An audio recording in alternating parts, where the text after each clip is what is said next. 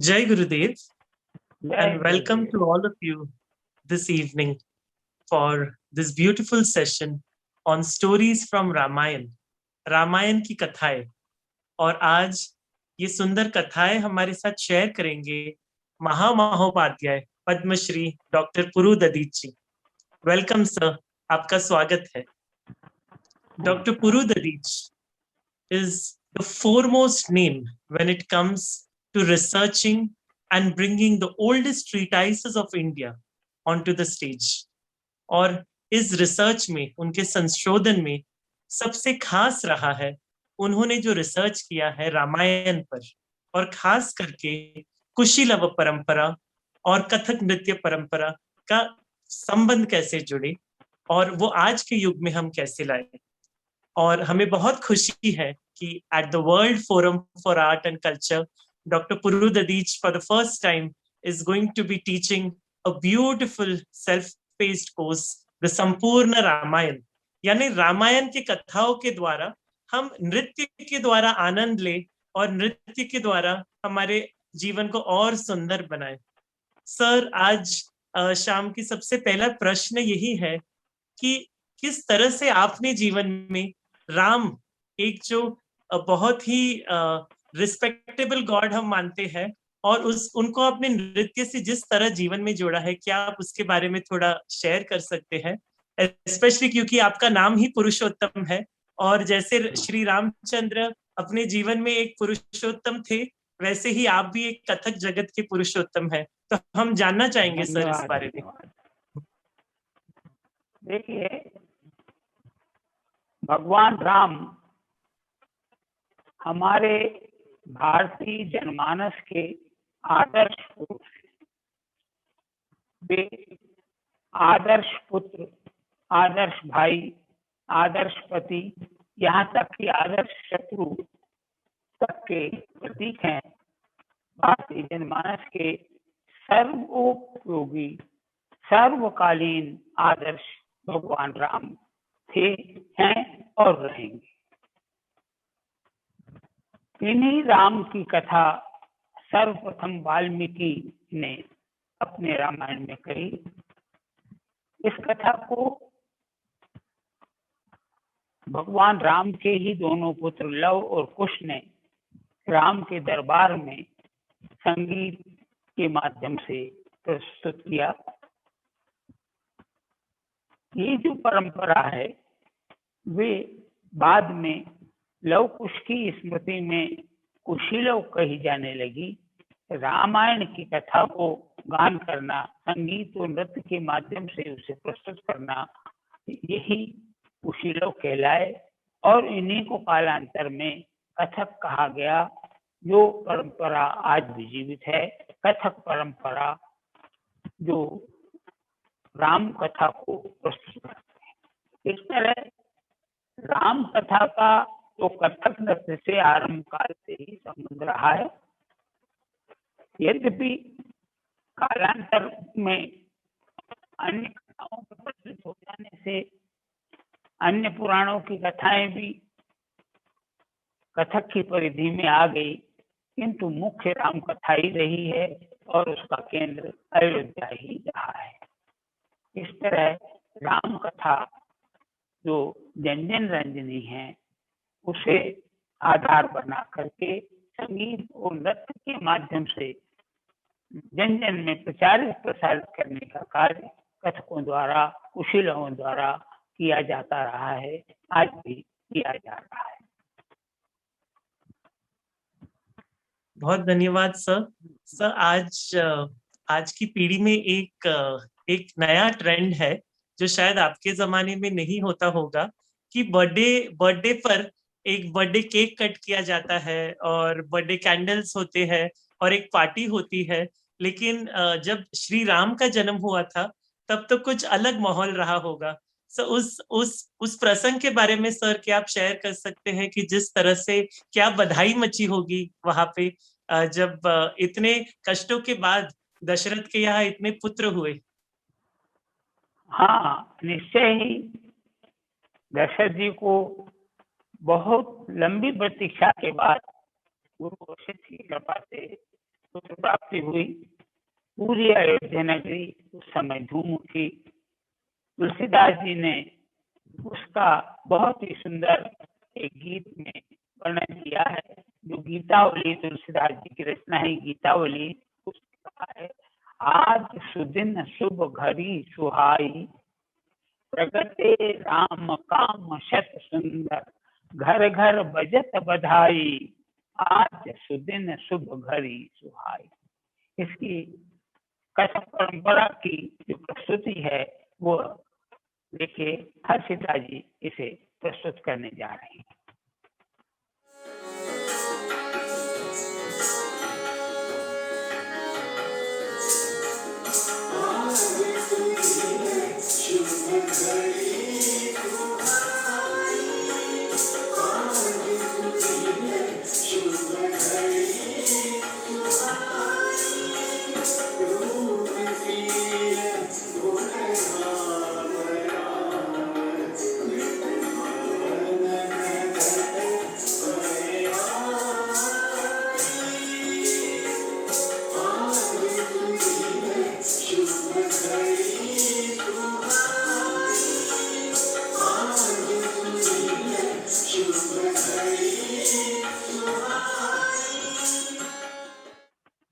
बहुत धन्यवाद हर्षिता, इतनी सुंदर प्रस्तुति।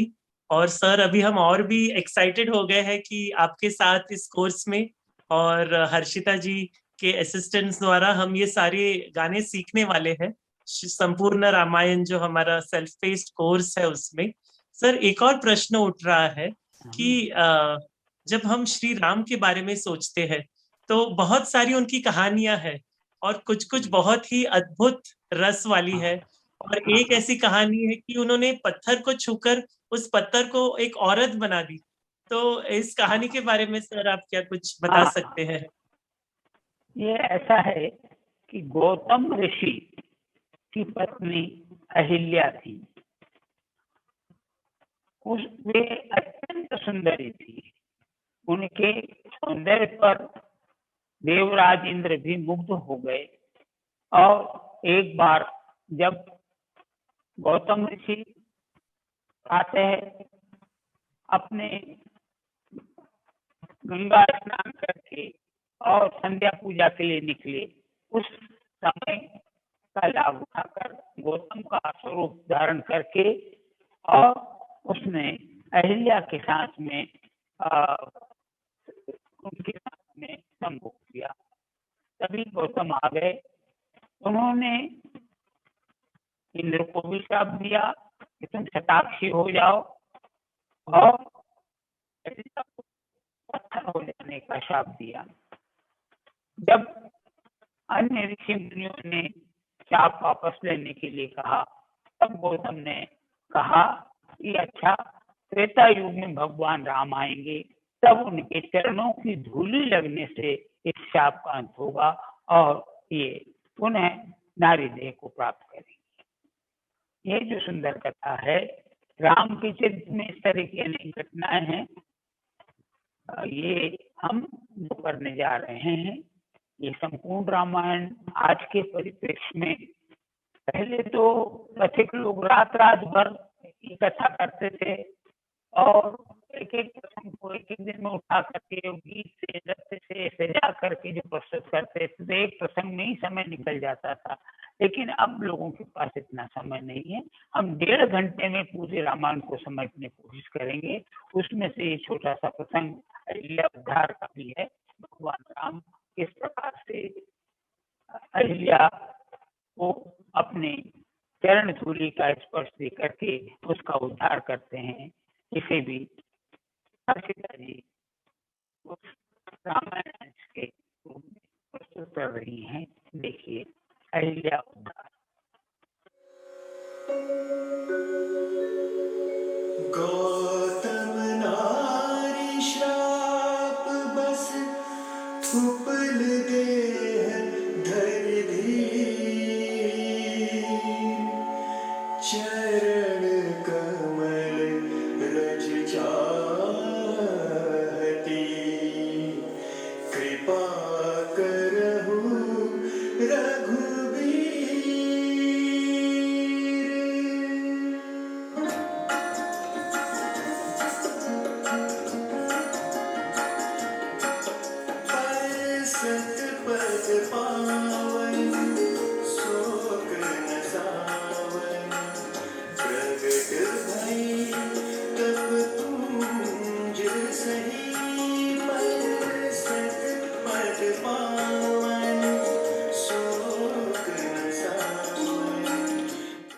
हर्षिता, अपने ये जो अहिल्या उद्धार का प्रसंग हमें इतनी सुंदरता से दर्शाया है।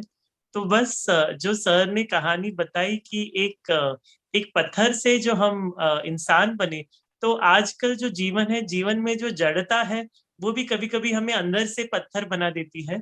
और जब सदगुरु हमारे जीवन में हाँ, आते हैं तो उनके चरणों के द्वारा हम मुक्त हो जाते हैं। और वैसे ही हम बहुत सब बढ़िया। गुरुदेव श्री श्री के चरणों में है। और बिल्कुल आपने हमें वही प्रसंग याद दिला दिया है। इतना सुंदर हर्षिता, और थैंक यू सर, ये तो बहुत ही सुंदर सुंदर कथा। सर, लेकिन श्री राम के जीवन में बहुत सारे दुखों का भी अनुभव जी, उन्होंने किया। ऐसे जी। जिस तरह वो वनवास में चले गए, या और जो कठिनाइयां हुई, उसके बारे में सर आपके क्या विचार है? और उनको आपने किस तरह से आपने पिरोया है आपके इस ब्यूटीफुल संपूर्ण रामायण में? देखिए, राम का अवतार ही जन जन के कष्टों के निवारण के लिए हुआ। वे उस काल में राक्षसों का उत्पात पूरे देश में व्याप्त था, दक्षिण से उत्तर तक। उससे निपटने के लिए ही राम का अवतार हुआ। और वे स्वयं जब तक मोर्चे पर न जाएं तो उनकी मुक्ति कैसे होगी। इसलिए मंथरा के अंदर सरस्वती का वास करके और उससे केकई को उत्प्रेरित करके भगवान को 14 वर्ष के वनवास की आज्ञा हुई। वो वनवास काल में ही उन्होंने सारे कष्ट भी भोगे, पत्नी का वियोग भी भोगा, और उन सारे राक्षसों का संहार भी उन्होंने उसी दरमियान, उसी पीरियड में किया। वे भगवान राम बहुत निष्प्रह हैं, अनासक्त हैं।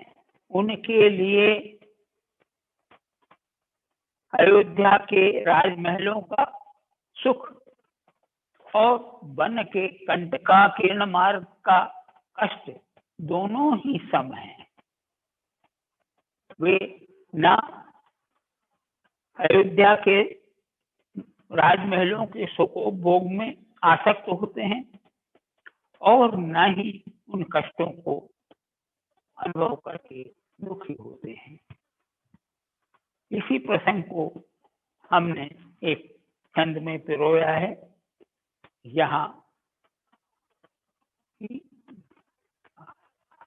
राजसी भेष सबै तज के, राजसी भेष सबै तज के, सन्यासिन सो सब वेश धर्यो है।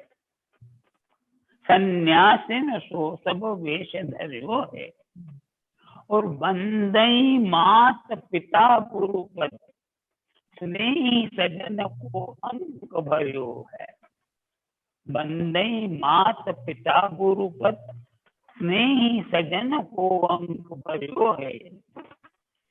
तो यहाँ भगवान जो है वो कह रहे हैं कि वो अयोध्या के महलों का सुख छोड़ करके और वन की ओर इस तरह प्रस्थान कर रहे हैं जैसे कोई व्यक्ति 2 दिन के लिए मेहमान बन के आया है। मेहमान नवाजी खत्म होते ही वो फिर अपने रास्ते चला जाता है। ऐसे ही राम जो है निष्प्रह भाव से अयोध्या को त्याग करके वन की ओर चले जा रहे हैं। इस प्रसंग को भी देखिए, हर्षिता जी प्रस्तुत कर रही हैं।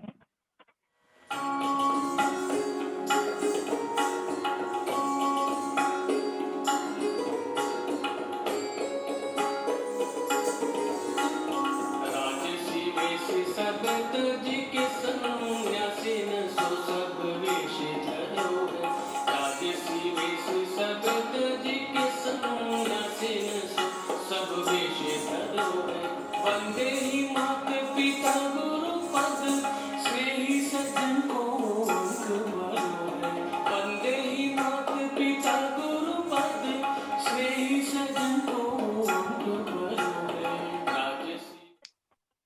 सर, ये सुंदर प्रसंग जो अभी हर्षिता जी ने दर्शाया है, इसे देखकर एक और विचार आ रहा है मन में। जब हम देवी देवताओं के रोमांस के बारे में सोचते हैं तो राधा कृष्ण हर बार जहन में आ जाते हैं, लेकिन श्री रामचंद्र और सीता मैया, उनका जो एक प्रेम था वो भी एक बहुत ही एक सुंदर पावन, और जिस तरह से तुलसीदास जी ने दर्शाया है।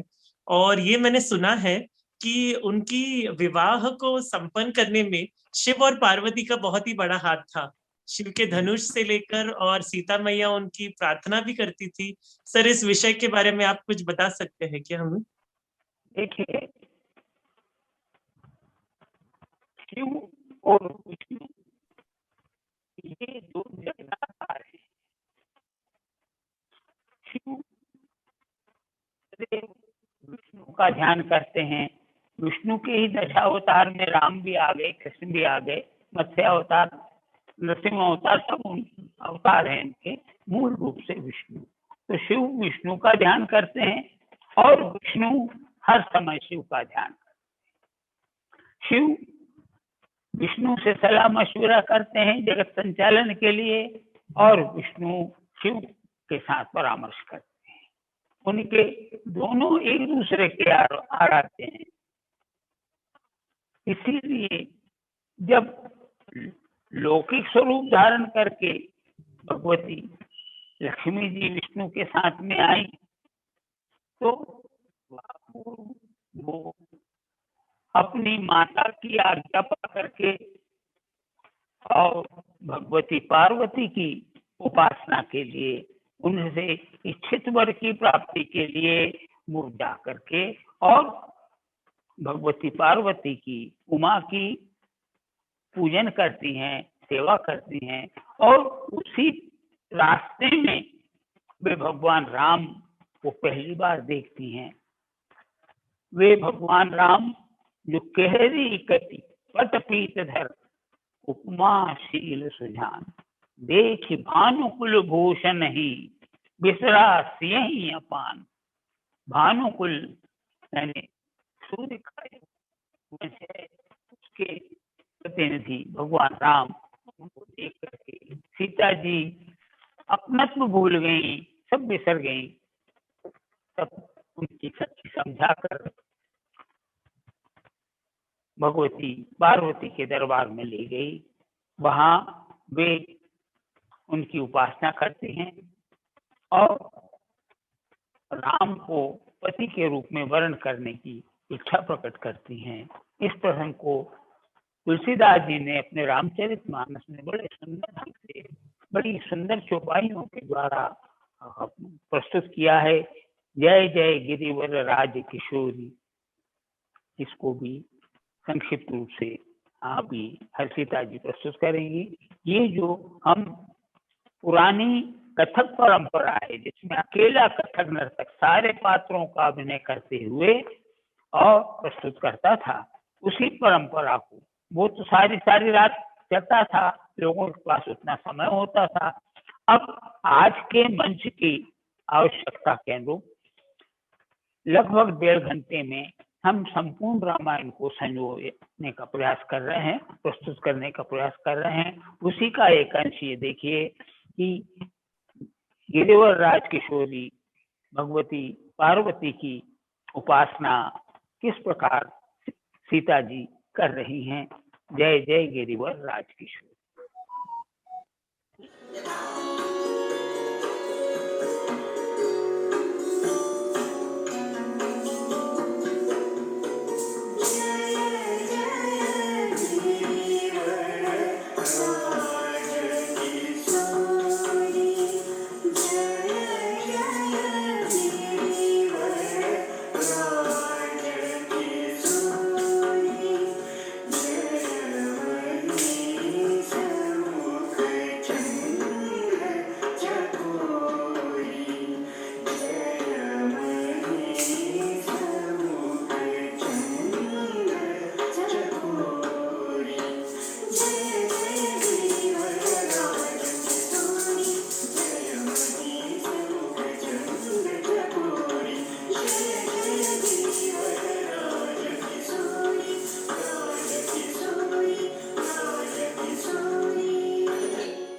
जय जय गिरिवर राज किशोरी।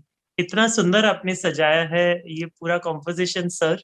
जो देखने वाले आई एम श्योर बहुत एक्साइटेड होंगे कि इसे आपसे सीखे।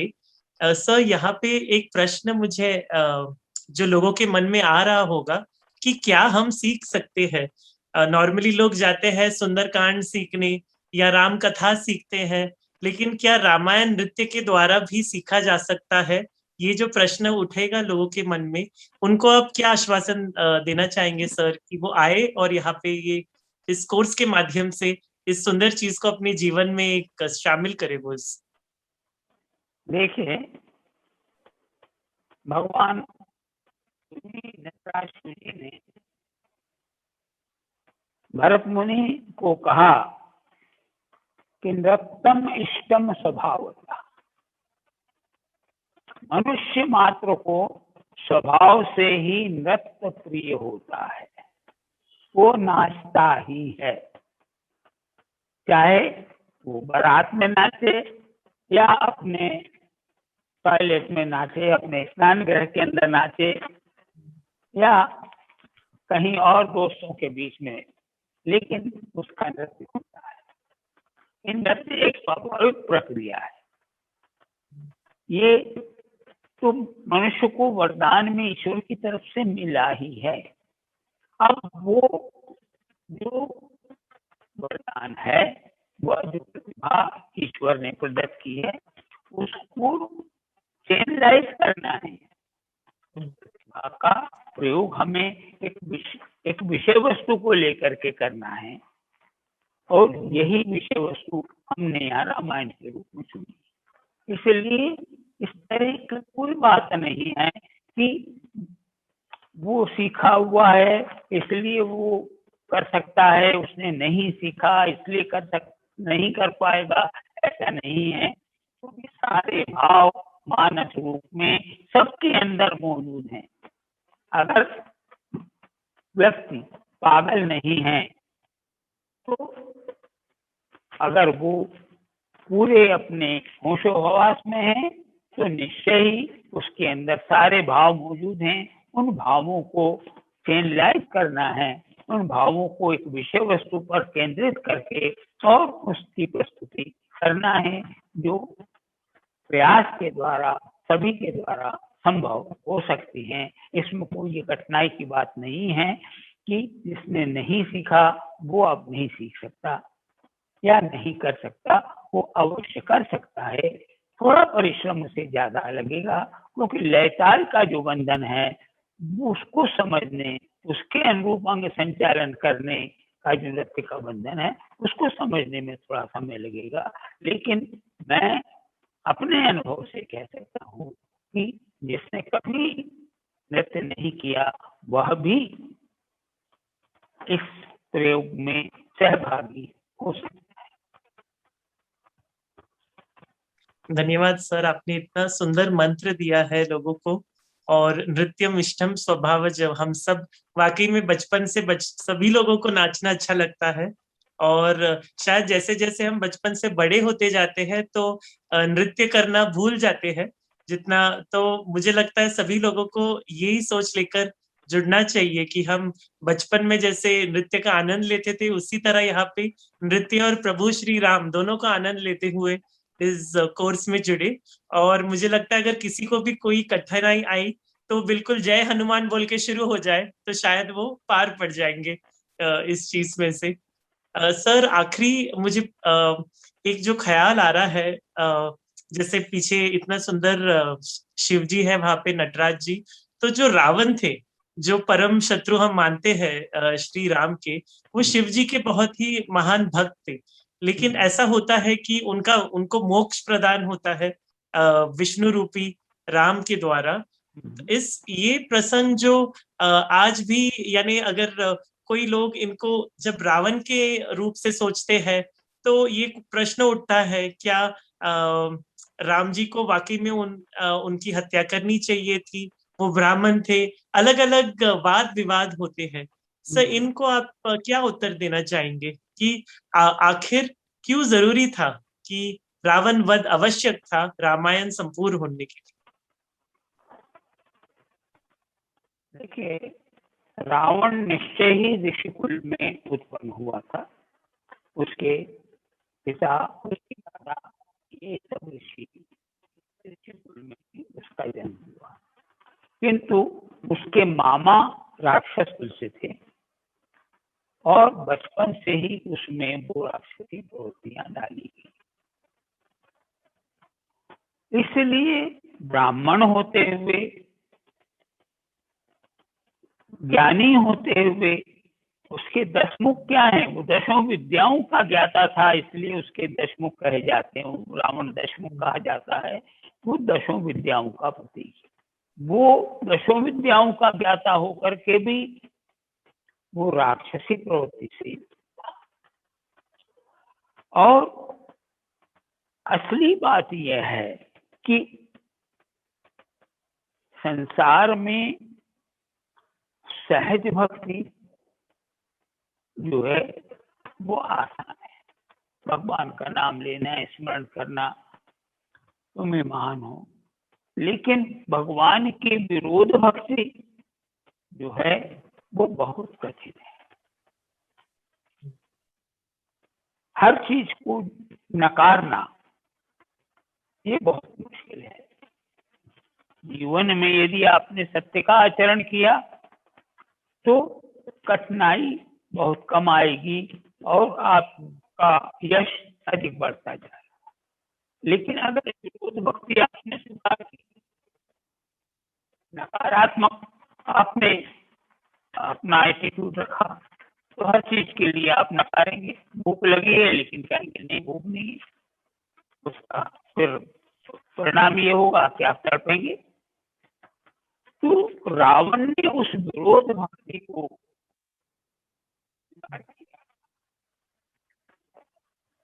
हर चीज उसने भगवान की अस्तित्व को नकारना शुरू किया। तो एक दिन वो राम स्वयं अपने शरीर उसके द्वार पर आए, उनके मुंह पर भी वो उनके अस्तित्व को नकारता है। इसलिए उसका उद्धार होता है कि वो आखिरी क्षण तक मंदोदरी उसे समझाती है कि अरे अब तो मान जाओ, उनके चरणों में चले जाओ। तब वो कहता है कि मैंने सारे जीवन विरोध भक्ति की है, इसलिए आज वो मेरे दरवाजे पर आया है और उसके मुंह पर भी मैं उसके अस्तित्व को नकारूंगा। इसी से मेरा उद्धार होगा। आज तक किसी भी रामायण में, किसी भी प्रसंग में ये नहीं कहा गया कि उसका मोक्ष ना हुआ हो। उसका मोक्ष हुआ क्योंकि उसने उस विरोध भक्ति के द्वारा राम की अर्चना की। तो इस तत्व को समझने की आवश्यकता है कि भगवान की भक्ति के तो बहुत सारे साधन हैं, लेकिन उनमें सबसे कठिन विरोध भक्ति है जो राम ने स्वीकार, जो रावण ने स्वीकारी, रावण ने अपनाई और उसी के माध्यम से उसे मोक्ष की प्राप्ति हुई। थैंक यू सर, इतना सुंदर आपने ये जो हमें विचार दिया है। आजकल जमाना है कि एंटी हीरो, विलन, इन सब को हम बहुत ग्लैमरसली दिखाना चाहते हैं हमारे सिनेमा में या जो कार्यक्रमों में। और आपने ये जो हमें एक दिया है सोच कि हम सब में शायद कहीं ना कहीं एक विरोध भक्ति कहीं छुपी रहती है आजकल के संसार में, और शायद उसी का परिणाम है जो हम ये कोविड पैंडेमिक देख रहे हैं। और शायद ये भक्ति मार्ग ही एक जरिया है कि हम उससे निकल पाए और बाहर आ पाए। मैं हर्षिता जी से अनुरोध करता हूँ कि वो इसका छोटा सा झलक हमें दिखाए, जो रावण मोक्ष प्रसंग का।